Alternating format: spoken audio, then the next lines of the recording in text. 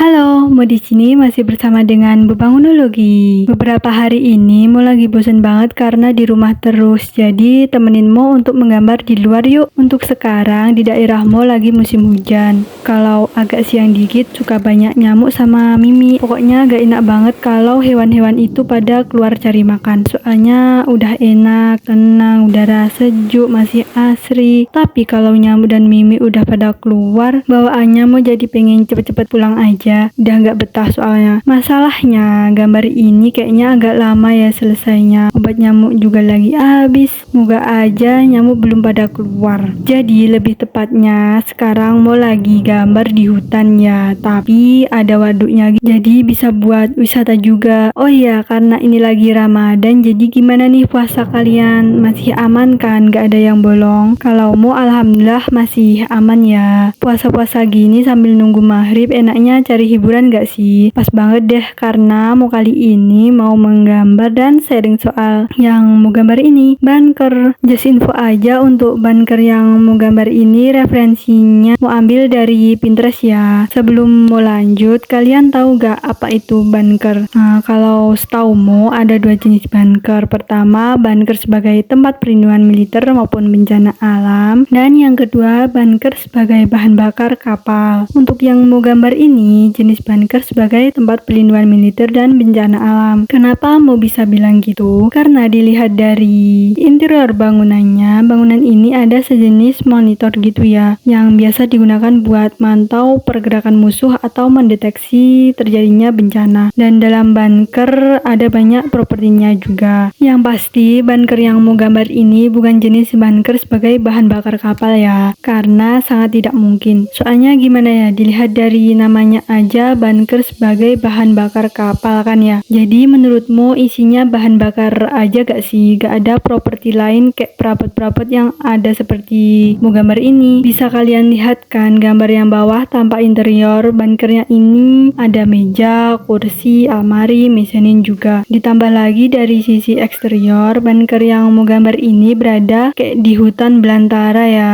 Ada semak-semak sama akar yang menggantung ke pintu-pintu banker, dan ada yang masuk dalam bankernya juga. Jadi gak mungkin banget kalau banker yang mau gambar ini jenis banker sebagai bahan bakar kapal ya.